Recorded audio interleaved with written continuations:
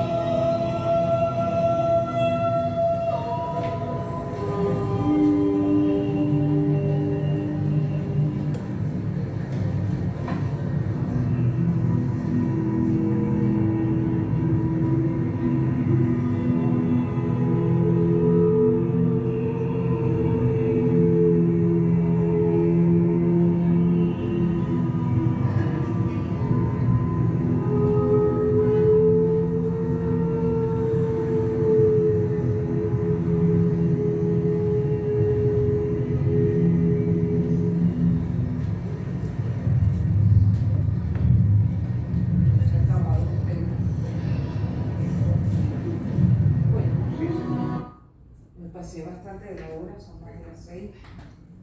Es súper interesante, súper interesante. Ahí tengo otra obra de ella, donde ella canta y tiene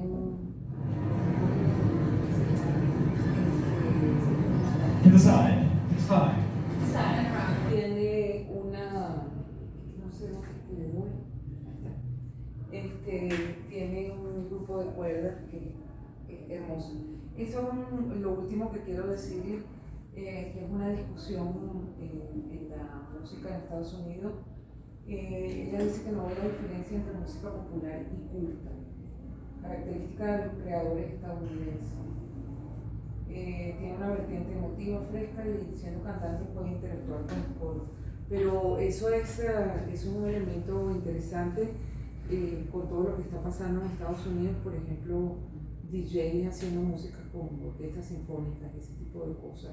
Hay una búsqueda obvia de una interacción con la música popular, y yo creo que es normal, así como allá Amy Beach incorporó y era novedoso algo de la música irlandesa, en una música que tenía que sonar más como Schumann o como Brahms, que los compositores estén buscando esa integración, a veces buscando llegar a un público que está quizás cansado o desinteresado de oír el mismo repertorio. Y en Estados Unidos es notable el desinterés de la gente joven por la música académica.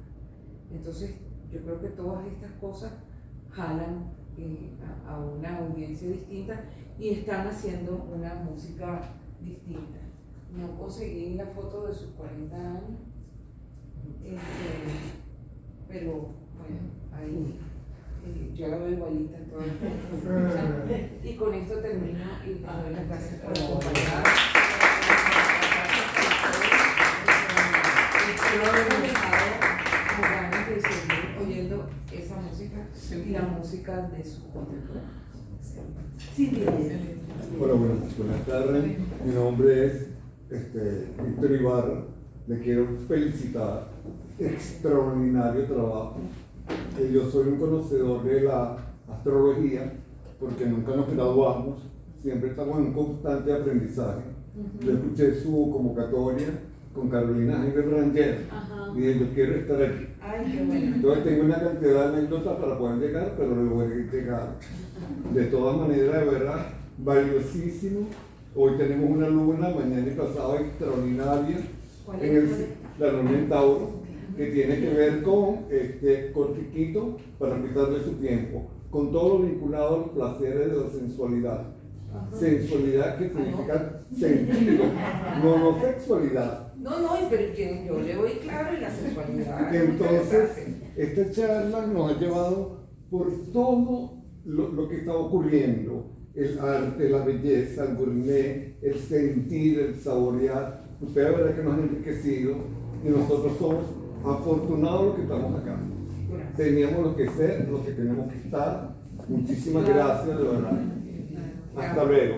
Muchas gracias, lo aprecio mucho. Bueno, gracias. Yo no abrí espacio para preguntas porque sé que es tarde y aquí hay que cerrar además y todo. Se me prolongó y eso que traté de recortar la música. Pero como les dije al principio, hoy había menos historias y quería que disfrutáramos más la música, que conectáramos con obras que son muy interesantes y que de otra manera fue realizado. sí, que de otra manera ni siquiera yo misma conociera estas obras. Yo normalmente estoy revisando y buscando nombres nuevos y tratando de oír, pero bueno, me metí con el tema de las mujeres y sí, me parece que hay cosas muy interesantes. Gracias.